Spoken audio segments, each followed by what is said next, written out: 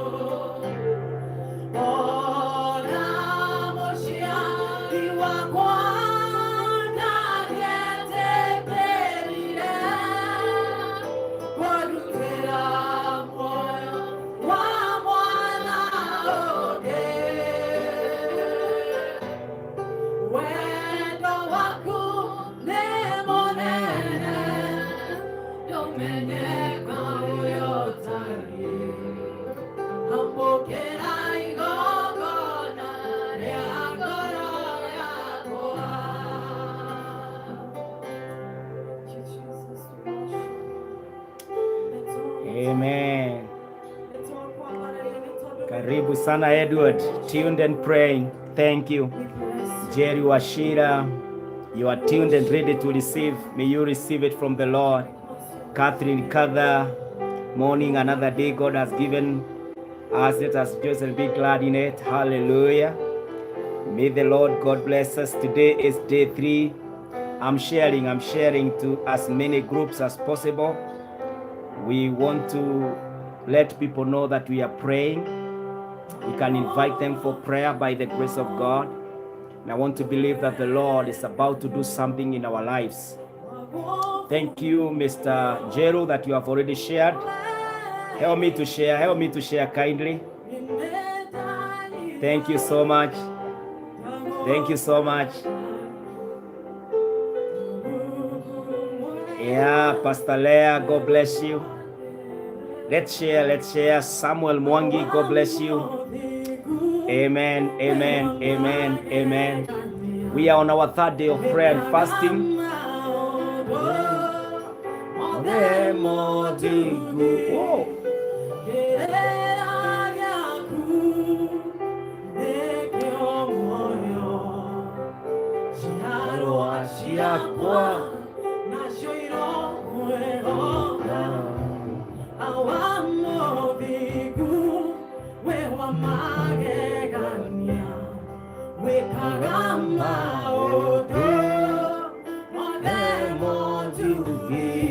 Karibuni tuombe. It's our day 3 of prayer and fasting.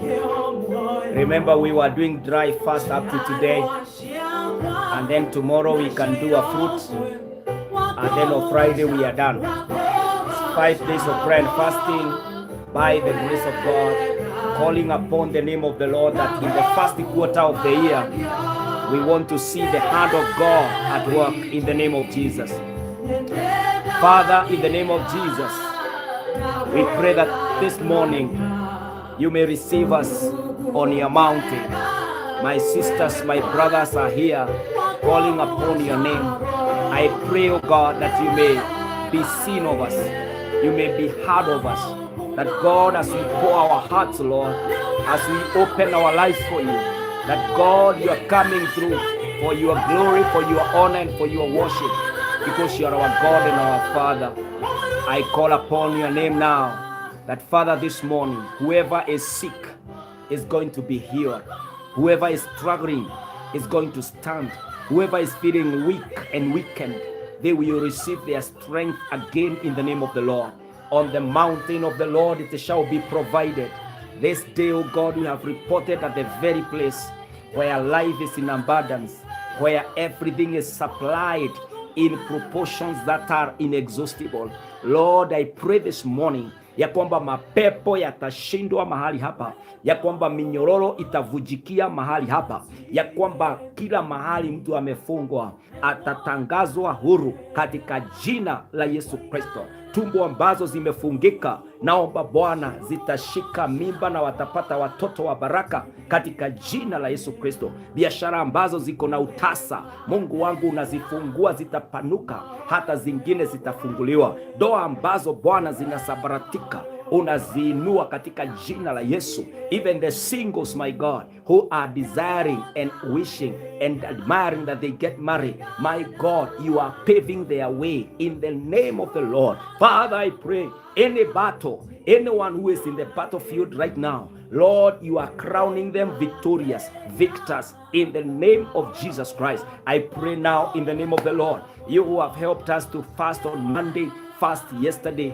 and fast today, Lord, renew our strength. Hear our prayers, oh God. Sometimes we don't know how to pray, but thank you that the Holy Spirit is in us, who even utters the very words, oh God, that are in accordance to your will in our lives. This morning, Bwana, ninaomba katika mlima wako ukashuke na ukafanye njia pasipo na njia. Aibisha madhabahu ya giza, maadui wetu wasabaratishe kwa njia 7, njia zote za uchawi na uganga, njia zote za limitation. Every weapon that is fashioned against us, oh God, may it be nullified, may it backfire in the name name of Jehovah God. Mungu wangu, ninaomba mahali tulipo katika upweke, tunaomba neema. Mahali tuko na umaskini, tunaomba utajiri wa Bwana. Si ututembelee leo Bwana, si ufungue milango ya kwamba utafanya makubwa hata tusipoyajua, katika jina la Yesu Kristo. This morning I come with my brothers and sisters, and Lord, we come at the feet of the cross and we ask you, God, Jesus, may you have mercy upon us. Hear our prayer this morning, even as we pray today about our networks and our relationships, oh God. Come and perfect it, oh God. Come and lead us, guide us, oh God, and grant us a system that works for our good in the name of Jesus. We love you. We look up to you. We call upon your name. May thy kingdom come this morning. May thy will be done, Jehovah God. Hear our call, oh God, this morning. This is our prayer. In Jesus' name I pray. Amen, amen, amen. Wapendwa, karibuni sana katika jina la Yesu Kristo. Thank you so much for being with us this morning, that we may worship the Lord together, that we may have some time even to worship the Lord together this morning. And I want to share with us for a few minutes. We don't have all the time here, but I'll share with us about the theme of this day. Remember, our theme for this prayer session of 5 days is to rise again. The Lord rose from the dead. Jesus overcame death and the grave and the reports. The people had written about the Jesus who claimed he is life. The people went around gossiping about it. They had the report. They had closed the books and said that that man from Bethlehem, that man from Nazareth, that man from Israel is already dead and gone. But on a Sunday early in the morning, the news were changed. Jesus rose from the dead and he declared, I am the way, the truth, and the life. And then he declared anything in John 15, you shall ask of my Father in my name. My Father will give it to you. And so this morning, the Lord has asked us to come on the mountain on a point of rising, on a point of new things, on a point of life, on a point of moving to the next level by prayer. Wapendwa, it's about obedience. It's not about the power, the action. It's about obedience. The Lord said, pray without ceasing. We read that on Monday, that in 1 Thessalonians 5 verse 17, the Bible says, pray continually. There is no break time for prayers. It is about praying. It's a communication. It's a talk. It's a dialogue. It's about camping there and living with the Father at his presence in the name of the Lord. Na kwa hivyo wapendwa, jana tukaomba ya kwamba Mungu atupe afya njema,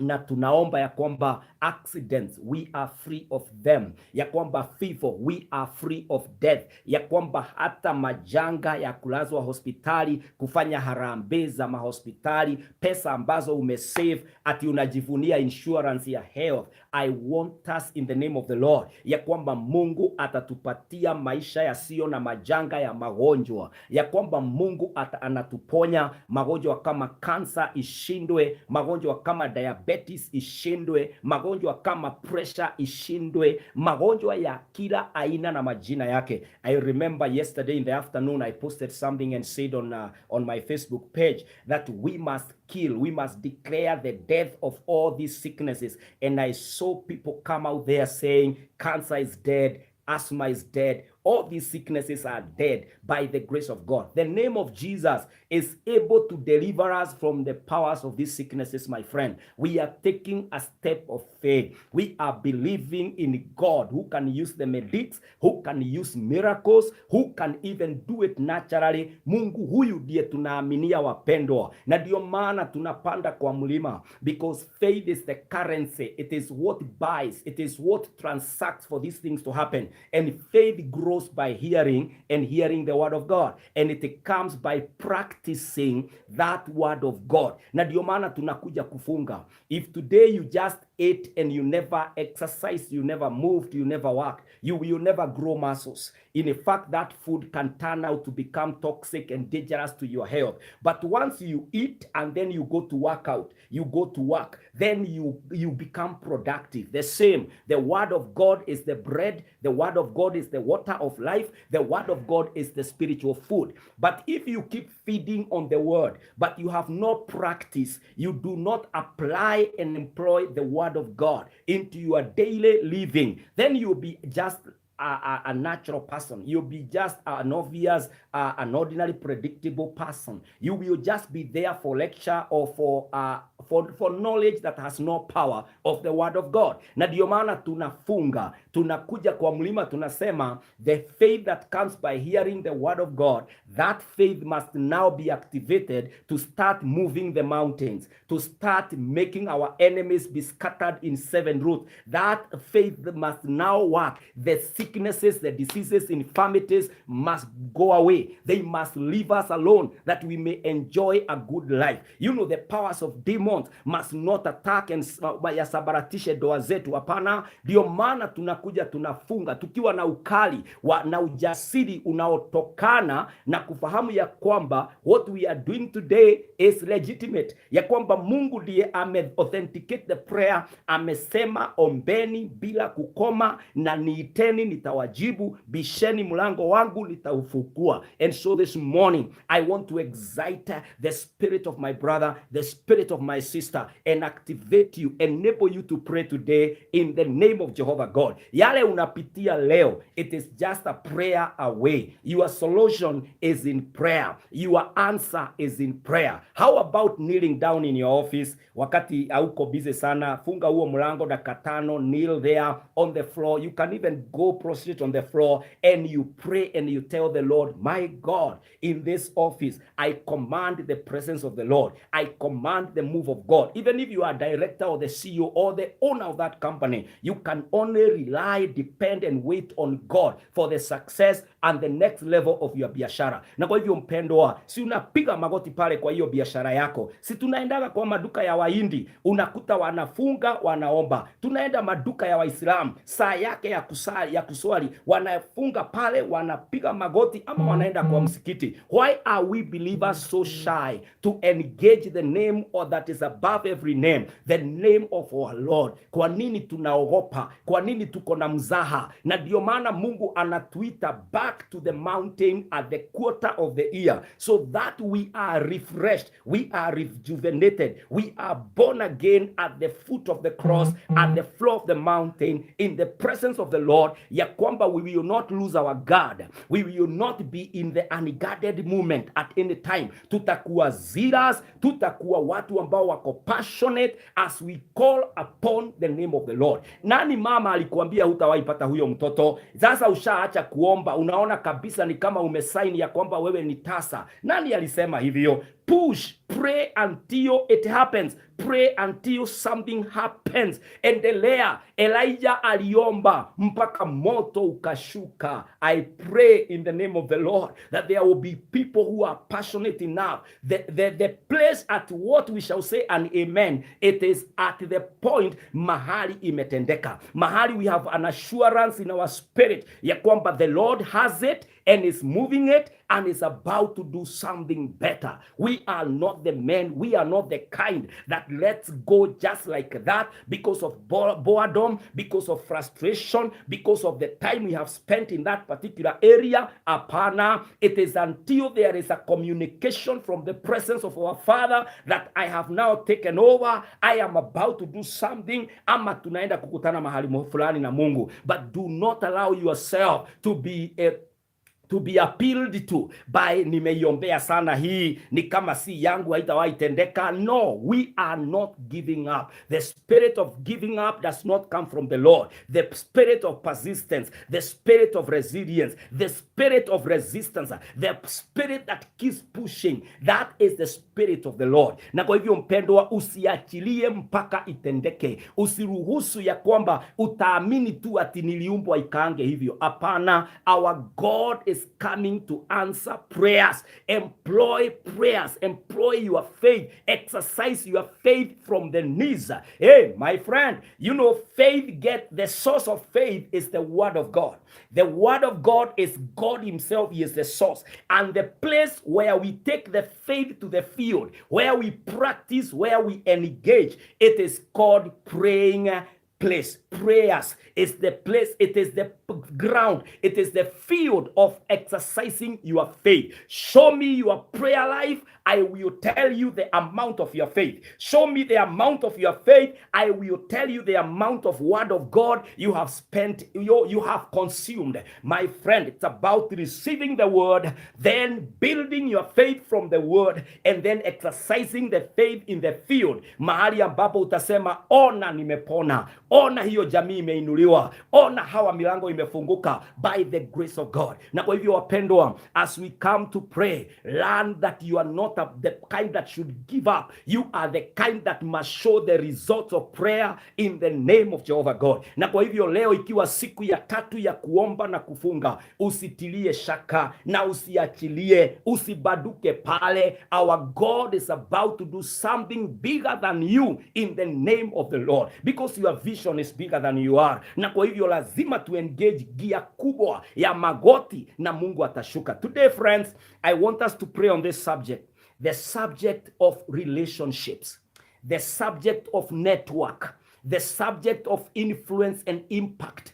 The people that come around you, they determine your temperatures. They determine how high you can jump. They determine how much impact you will be able to do. They determine your dominion, how much you are able to dominate and to reign, whether in your career, in your marriage, in your faith, in your age, or in your gender. The people you surround yourself with, they determine the temperatures that your life will operate in. They determine who comes in and comes back and who goes out and why. You know, the people you put around you, who are these people? Are they people carrying the currency that you require for transactions of your life? Are they the people that can boost you, that can motivate you, that can push you to the next level? Ama ni wale, they are just life suckers. They are just there to drain you. They are just there to suck you up na kukuachilia you are empty na unaanguka unaisha.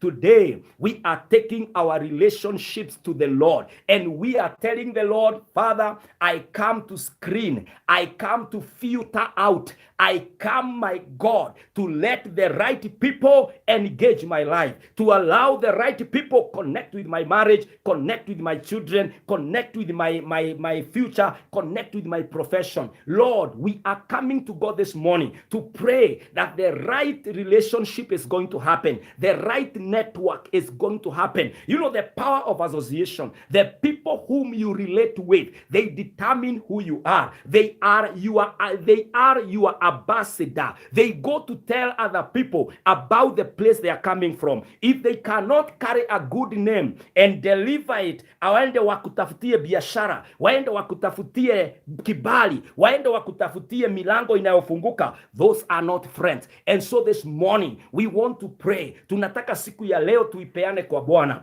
My friend, remember when God created Adam, right in Genesis, there in Genesis chapter 2, tunaambiwa in verse 18, God said, I will make a suitable companion. I will make a suitable association. I will make a suitable helper for Adam. Man was made to network. Man was made to be complemented, to be helped, to be networked with. Man was never made to be independent. Na ndio maana hata ukifungua kampuni gani, you must employ people. Hata ukaingia kwa doa, in your family, unakuta people just come automatically. Unakuta umepata mtoto, huyo ni mtu amekuja. Unakuta unahitaji ya helper, anakuja kwa boma yako. You know, unaenda pale kwa biashara inapanduka, unakuta lazima uemploy somebody. Lazima, a person cannot be an island. You cannot live by yourself and for yourself. Apana. Na kwa sababu you cannot do that, ndio maana tunakuja tunamwambia God, if I am going to employ anybody, my employees, let them be faithful. Let them be the right people who will come and help me exploit every potential that is in me by the grace of God. Kama wewe ni mzazi, pray that whoever comes to your family ni mtu ambaye Mungu amemtuma na baraka yako. Anakuja kutia nguvu marriage yako, anakuja kutia nguvu watoto wako na maono yenu kama jamii. me, but they are not the people who come to disrupt us. Na kwa hivyo, I want us to pray for this one area, a suitable helper, a person who will be a companion. That is Genesis chapter 2 verse 18. The Bible says, and God said, I will make a suitable companion for this man. Let us pray, not just a marriage mate, not just a family mate, but we are now praying for a suitable companion, mtu ambaye atakuja kutusaidia. You know, kuna watu wamekuja katika maisha yetu, but they are not coming to help us. They are coming to take away who we are. They are taking our names, they are taking our brands, they are taking our impact, they are taking everything that we are, and they are emptying us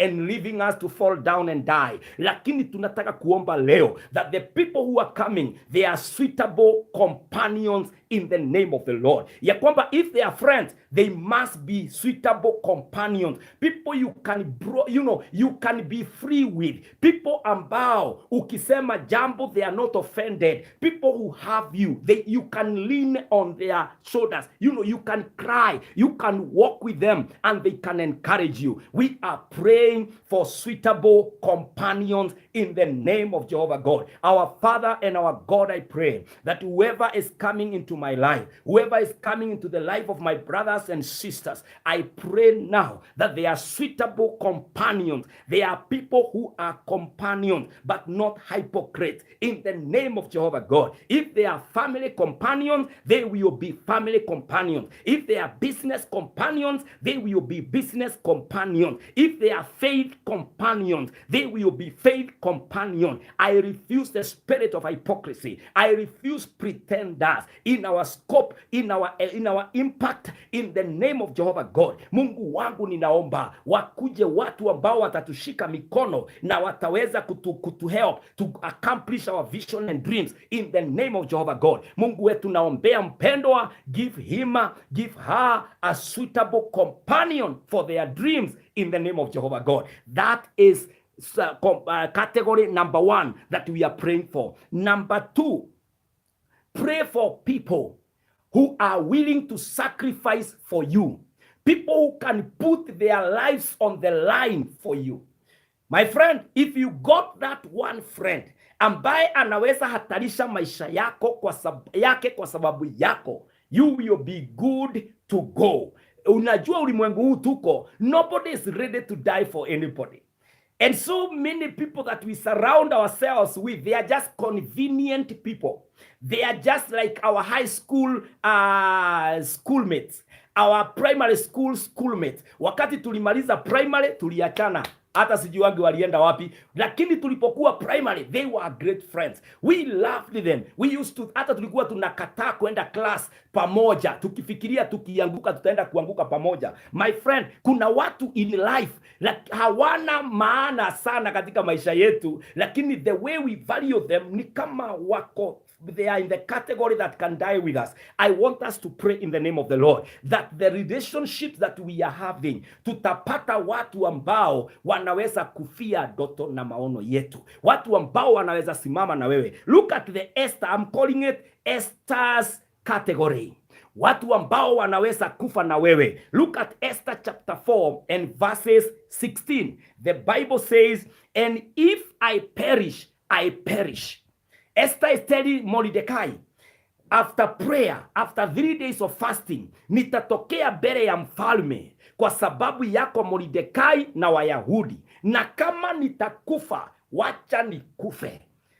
Friends, people, yani you have an association of diehards, an association ya watu wanaokufa na wewe, wanaamini maono yako, wanaamini hatua zako, wanaamini imani yako, wanaamini ya kwamba ndoa yako inaweza simama, wanaamini ya kwamba biashara yako inaweza simama, wanaamini ya kwamba hautakufa, utapona. Watu ambao wanaamini pamoja na wewe. We are praying for such people who can come to the ministry I do, na wananiambia ananiambia, pastor, don't give up. Hata kama wengine wanaondoka, there is a multitude that is warming up. These ambao wanaondoka, they are just creating space for the mammoth crowd that is about to check in. Yani anakutia nguvu, anakuangalia hivi, badala ya aone umeachwa uachike uishe, anaona watu ambao wanakuja kufill the gap. Na kwa hivyo mimi nawaombea that you can be able to attract the Esther's companion, the Esther's relationships, the Esther's company, watu ambao watakuja na watatoa hata maisha yao. Esther told Mordecai and the Jews, even if I perish, let me perish on a platform of being there for my brothers, being there for my fellow Jews, being there for you, my uncle Mordecai, being there for this call ambao umeniita. I pray for you in the name of the Lord. You will get people who can die for what you believe in, people who can support your dream hata kama wengine wameona haiwezekani, watu ambao wanaamini ya kwamba what you have always projected, one day it will be a done deal, watu ambao watakusupport katika maono ulio nayo. Hata kama umeapply for visa na umezama 5 times, kuna mtu ambaye anakufa na wewe, anakuombea, anakuona siku moja utafika hiyo ng'ambo, ubali ambao unataka kuenda. Hata kama doa zako umeingia doa 2 3 zikianguka, yani mtu ambaye anaamini one day you will raise a marriage, a family that cannot be compared to the past ones. Ya kwamba mtu ambaye anaamini hata kama uko na kansa, kuna mtu anakuja anaamini you will live your full life, na wanatoa maisha yao kukuombea. Even wale wanakuacha, wao watu wanakuja kwa ward wanakuona. I pray for you that God will send these people who can die with you. Unakumbuka yule mama wa Zarephath alimwambia Elijah, niko tu na unga kidogo, tukikula leo na kijana wangu tunakufa. Elijah akamwambia, kwanza nipikie, na akapika. I pray for such friends who can take risk, who can risk their lives for your dream. They are risking their lives for your vision. They are risking their lives for your marriage to make it, for your company to make it. People who can risk with you for you. Hallelujah. Yani hawa watu wako wapi? Watu ambao wanaweza simama na maono yako, watu ambao wanakuamini ya kwamba vile ulisema Mungu atatenda, ulisikia kutoka kwa Mungu. I am praying that today, katika miezi hii 8 imebaki, tunamaliza 4, tunabaki tu na hii 8, hii April ikiwa miezi 8 ya mwaka huu. Mungu anakuinulia watu ambao they can risk their lives for your dream, they can risk your life for your health, they can risk their lives for your progress and your success in the name of Jesus. Hao watu wako wapi? People like the woman at Zarephath. Watu ambao ni kama Esther, watu ambao wanatoa maisha yao kwa sababu yako. Where are these people? You know, people like Jonathan who would risk their lives because of their friends David. Yani watu ambao wanasimama na wewe, wanaamini ndoto yako na hawawezi kukuacha. You know, we are coming from a world where we have been rejected. Like myself, I've been left by so many people, countless. I've been rejected, and it is so easy to focus on being rejected. You focus on not trusting any other person. You focus on being alone. I am praying that the devil will not succeed in preaching to us ya kwamba we are rejected, ya kwamba nobody can buy into our vision, ya kwamba people ambao wanaweza kununua maono yako ati waliisha. Hapana, we still believe in God who can strike a network for us, who can send those destiny helpers, who can send those associates ambao watakuja na watabeba maono tulio nao, wataamini ndoto zetu, watatuamini na watapiga magoti watuombee, watatoa maisha yao wakituombea. My Father, my God, in the name of Jesus, I pray this morning that you can raise for us the Esther's companions. You can raise for us, the woman of Zarephath kind of association, watu ambao wanaweza tumia whatever they have for our dream to come to pass, watu ambao wanaweza risk for our lives in the name of Jehovah God. My Father, I pray ya kwamba we will be in the right relationship for the next 8 months of this year. We will not be taken for granted anymore. We will not suffer rejection anymore. Kwa maana Bwana unaenda anaenda kufanya upya uhusiano wetu in the name of Jesus. This is our prayer, oh God, this morning. In Jesus' name we pray. That is the category number 2. I think category number 1 are the companion who are suitable helpers for our dreams. Number 2, they are the risk takers companion. Watu ambao wanaweza kuweka maisha yao katika hatari ili wewe ukafaulu na wewe ukawe mtu ambaye amefika kwa maono yake. And category number 3, they are the prayerful companion. Watu ambao wanaweza kukuombea ili ukafaulu. The prayerful companion. We want to attract powerful companions of prayerful men and women coming into our scope. Yani wanakuja, wanauliza maono yetu ni gani, wanaenda prayer center kutuombea.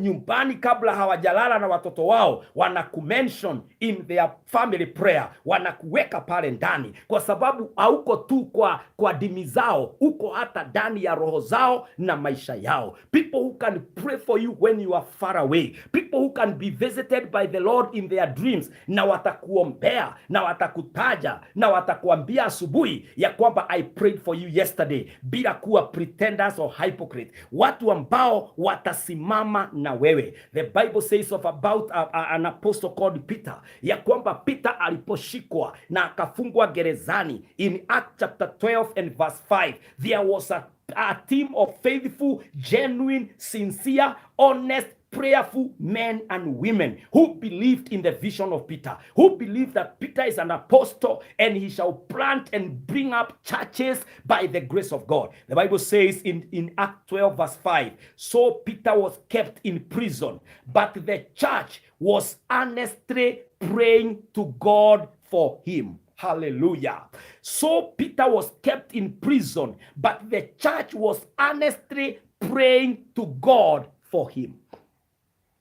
People who will honestly not just mention you in prayers or in public because it's a public prayer, lakini ni watu ambao ndani yao they are zealous, they are passionate, they know your elimination, they know your limitation, they know your termination would mean the death of something precious in their lives and also for the impact that God made you for. People who value who you are, people who can see the man in God in you, hata kama wengine hawajaona ile huduma umeinua. Yani watu ambao wataona hii biashara, it is not just a business ya kumake money. Hapana, kuna watoto watalelewa, kuna watu wataajiriwa kwa hii biashara, kuna maono itatimizwa if this business succeeds. People who can pray for you, people who can give you a hand, people who can go to a prayer center because your family, your marriage is in turmoil, people who can carry you in their heart, not just in their head. You know, the head just carries the reasoning and the logic.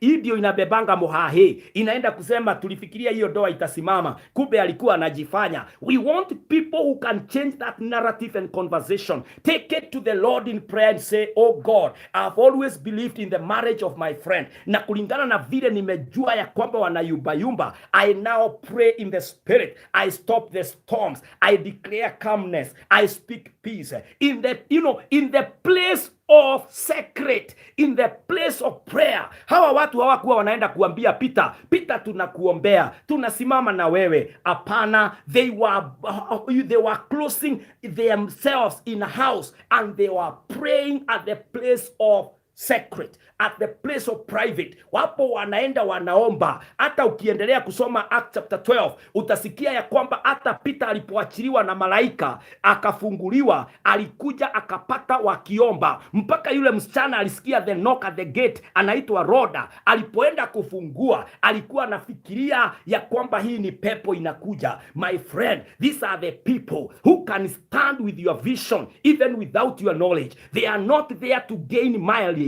They are not there to let you know that they are your great friends, but they are there for your vision. They are there for who God made you to be. I pray for you, my sister. You will attract such kind in your company of friends, ya kwamba utakuwa na watu ambao ukishare na wao hawaoni more stories kwenda kushare na their secret friends. Wanaenda kukuombea, anaenda kufunga na kuomba, anaenda kukutext kukuambia, they feel what you are going through. And so they text you encouraging SMSs, encouraging messages wanakupatia kwa sababu wanamaanisha kwa roho zao. How I pray today that in amongst the friends you have attracted, there will be 3 who are prayer warriors. There will be people who call upon the name of the Lord on your behalf. I pray that kwamba wachungaji walio hapa, ya kwamba Mungu atatutumia serious intercessors, people who don't take ministry for granted, people who are not there just to excite the pastor, watu ambao watasimama na maono,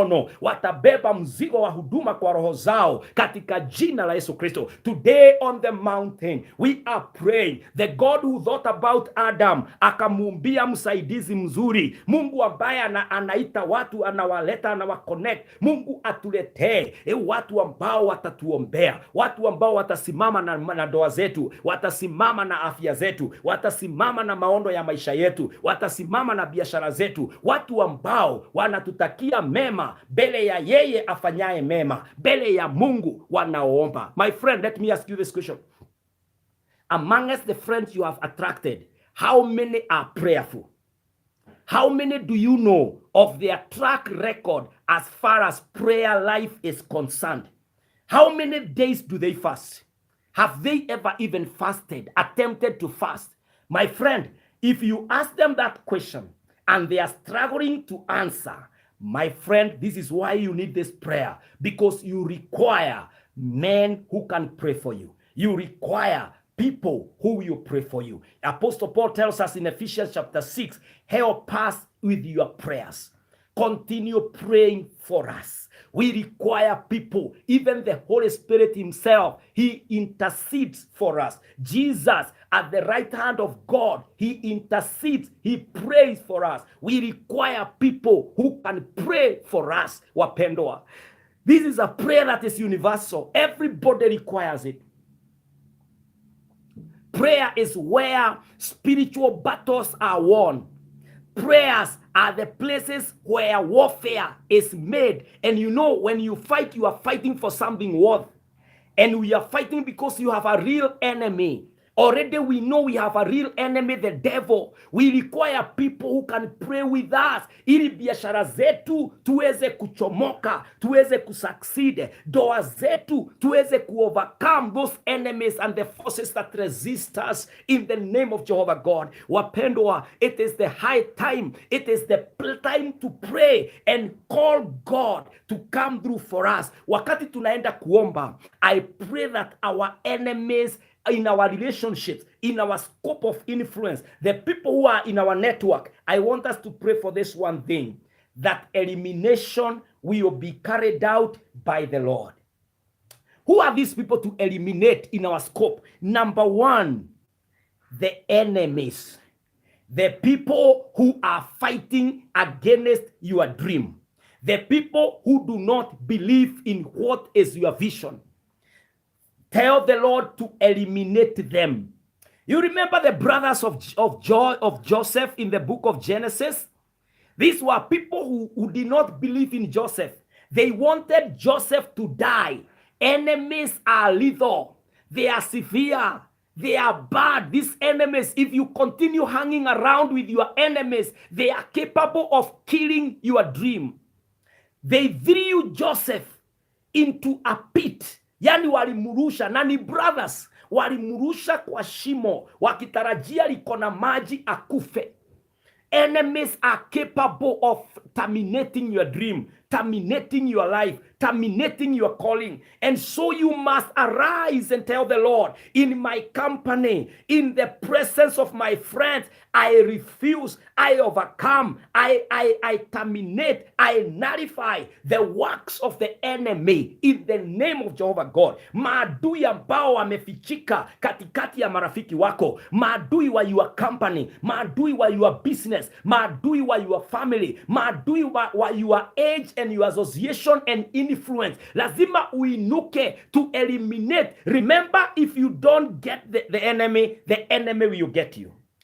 And the Bible says that your enemy, the devil, prowls like a roaring lion, looking for somebody to devour. And the Bible says in John 10:10, for the thief or the enemy does not come for any other mission but to steal, kill, and destroy. These are the agencies of darkness. The devil is after the vision. The devil is after what purpose were you made for. And so the devil will never come as a devil. He will always pass through the agencies. And these people, they are the agents. Na kwa hivyo ukiwaona, lazima upambane na wao kama Yesu alivyopambana na Peter, akamwambia behind me Satan. Yesu akaona the devil trying to masquerade as a disciple, ili kuwa ati Peter anamwambia Yesu, huwezi kufa nikiwa hapa. Naye Yesu akamwambia, in you I see a network, I see a bypass, I see an expressway, I see a highway, I see an access route ambayo inataka kunisimamisha, kutofikisha na kutofanya lengo la Mungu aliyenituma. I pray that in your eyes the Lord will open your eyes to understand who are your enemies, to understand the people who come to you hypocritically pretenders. You know, they are coming to pretend ya kwamba wao ni marafiki wako, na unafungua roho, wanakuangamiza from inside out, wanakumaliza na ukweli ambao utawapatia. I pray for you today that in this prayer you shall be able to filter all the enemies and throw them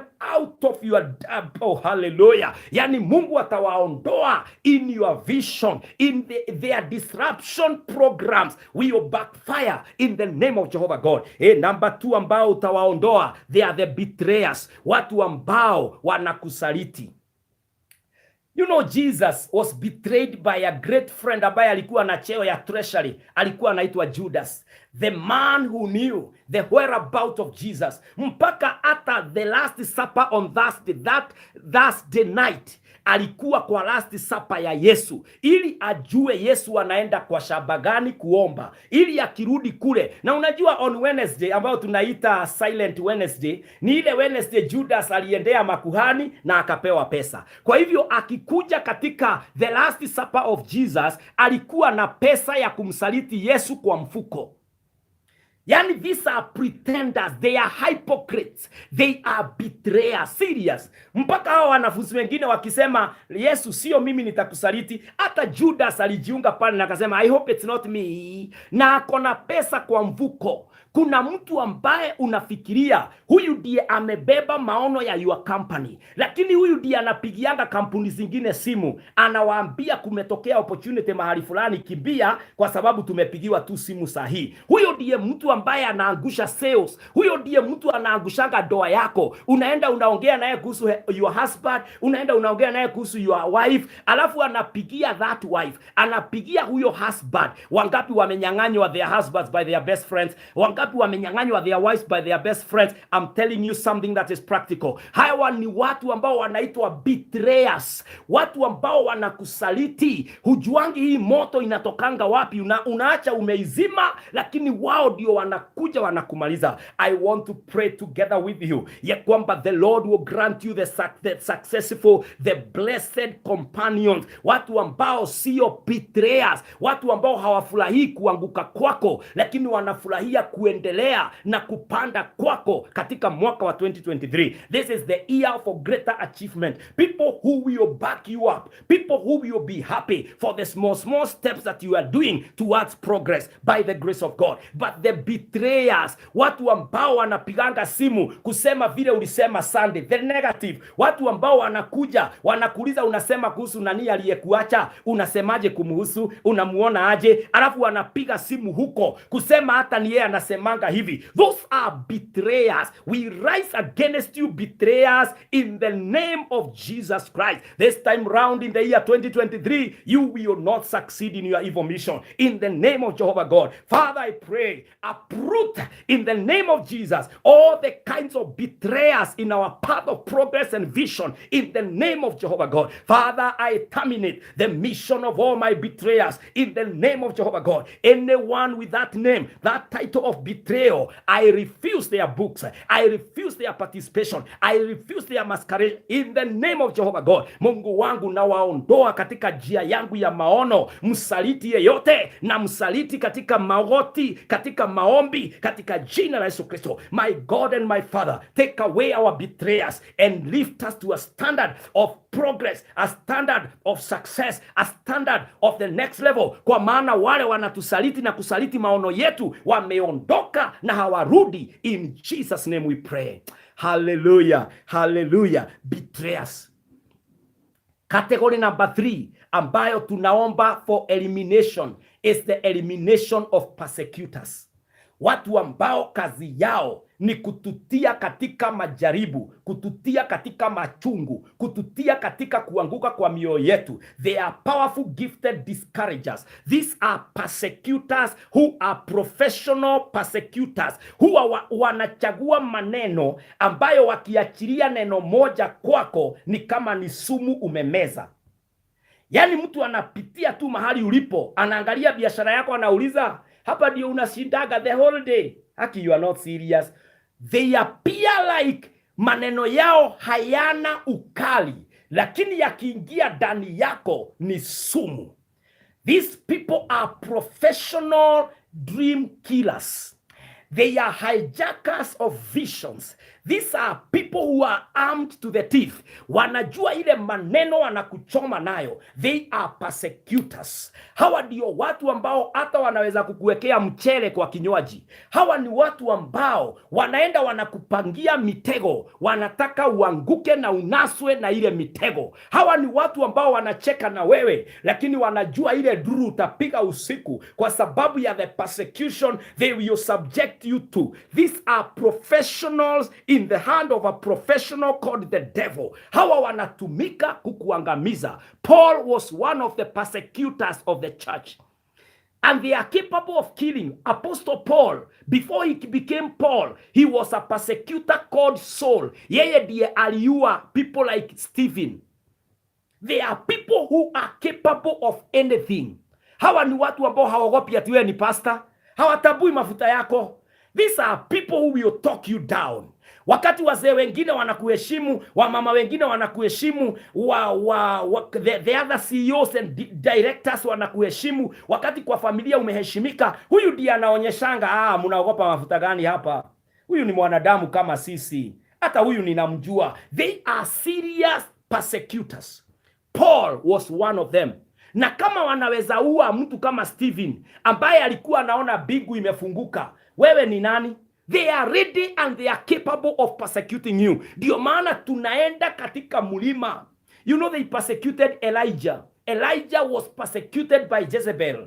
Yani hawa ni watu wako na upako wa mapepo, wako na nguvu na mamlaka ya ulimwengu, wanaweza kukupersecute. Hawa ni watu wanaweza kukuleta chini anytime. Don't underestimate their capability. These are men who are champions. They have perfected their art in their field. Hawa ni watu ambao they have been crowned by the enemy. Ya kwamba ukitaka kuondoa Pastor Kinyanjui, muachilie huyu mama, muachilie huyu mzee, muachilie watu wa aina hii, muachilie hata kwa gava. Unaonanga watu wanaenda kwa KRA na unakuta hiyo biashara yako imekuja chini.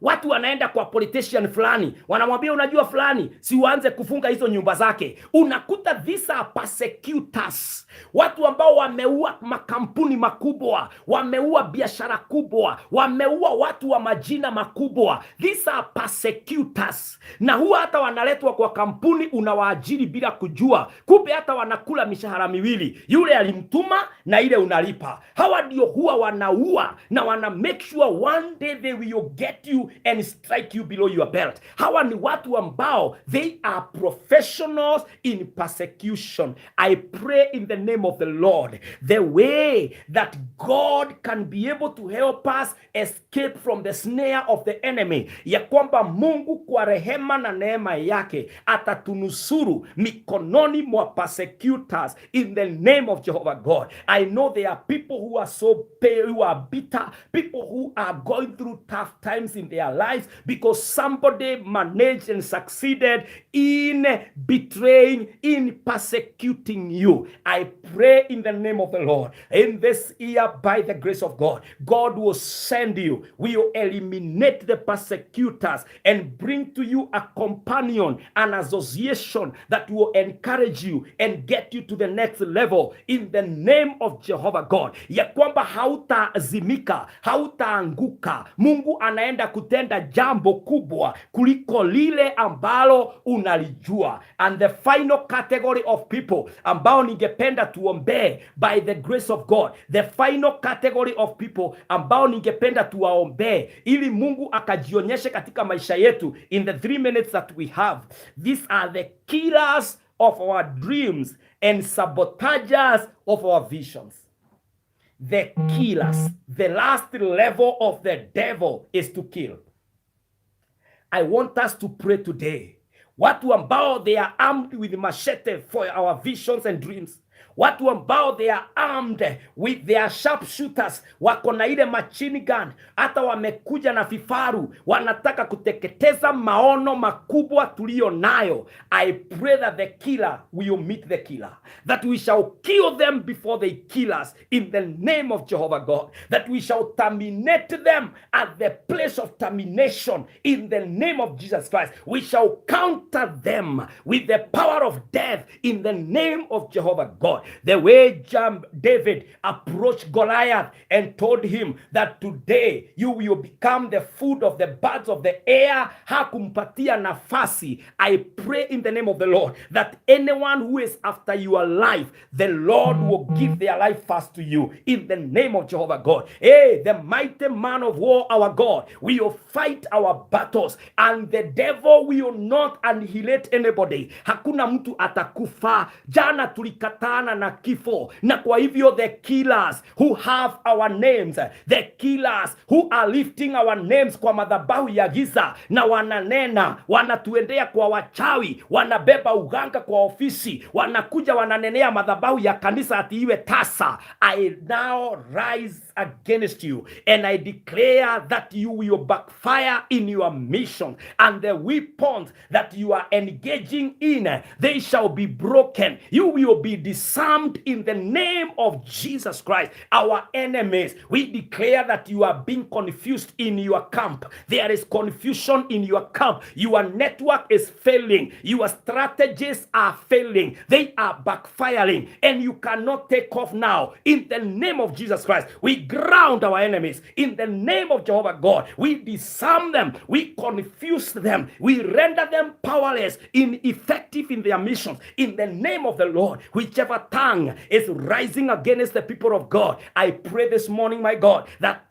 tongue is banned now in the name of the Lord. All the enemies on a mission to terminate anyone, to terminate any company, to terminate any business belonging to the people of God, we terminate them fast in the name of Jehovah God. We fight our battle. We fight our battle. We are not cowards. We put up a resistance now against the enemy in the name of the Lord. And every weapon fashioned against the people of God, I declare it is nullified. It is broken back to the sender in the name of Jesus Christ. Baba yangu naomba hata wale ambao wametoroka wameenda mafichoni kwa sababu ya kuogopa because of their life, I pray that their enemies, those who are chasing them, they are now turning around and they are running even when no one is chasing them in the name of Jehovah God. Mungu wetu, pigana vita vyetu, wauaji wa maono yetu wao waue katika jina la Yesu Kristo. My God, I pray, arise and fight our battles. Arise and counter our enemies, oh God. Our vision must be birthed. Our vision must become of age in the name of Jehovah God. Baba, we are passionate. We are zealous. Ndio maana tumekwama hapa kwa mlima tukiomba that in the next 8 months of 2023, nothing will terminate anything that belongs and have come from the Lord for us in the name of Jehovah God. Baba yangu, naombea wapendwa ambao wameshindwa kupigana vita vyao, naungana na wao sasa, and I pray with them that they are winning their battles. Their enemies are being stopped in the name of the Lord. Mungu wetu, jionyeshe, jidhihirishe unapomaliza maadui wetu na unapotuinua kwa kiwango cha maono ambayo uliyafanya katika maisha yetu. Our God and our Father, for your glory, let us see the realization and the coming to life of the vision that you ever put in our lives. Our God and our Father, today grant us the right, the true, the required relationships and network that will help our dreams and our visions to come to pass. The purposes of God is what we pursue. Now help us, oh God, bring those associations to our locations in the name of Jehovah God. Asubuhi ya leo Bwana, naombea wapendwa wataweza kuomba, wataweza kutumainia na kutarajia Bwana katika mlima huu na katika mwaka huu, katika jina la Yesu Kristo. My God and my Father, come and do what only God is able to do. Terminate our enemy, terminate the devil for us, and allow us, oh God, a space to experience the full manifestation of every dream, every calling, every will that you have put in our lives for your glory and honor. Waibaji, the gospel musicians, I pray for them that their killers will be killed in the name of Jehovah God. I pray, oh God, for the ministers of the gospel, the killers of the calling of God. They will be killed themselves in the name of the Lord. I pray for the serious, blessed business people of God, that they will succeed because they are killers of their businesses are being terminated by God in the name of the Lord. I pray, oh God, in our areas of calling, anyone countering that call, counter them in the name of Jehovah God, in the name of Jesus Christ. My Father, I pray this day, help us to pray that our relationship will be truthful relationship, honest and sincere, God established, having a purpose to come and contribute towards us making it in the vision of God, in the name of Jehovah God. Father, arise and do it for us. This is why we are camping at the foot of the cross, that God, you may see us on day 3 of fasting and do it for us. In Jesus' name we pray and we believe. Amen. Amen, wapendwa.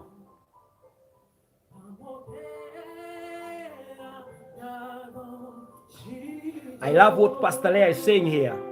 Lord, nothing is impossible with you. Lord, do it for us.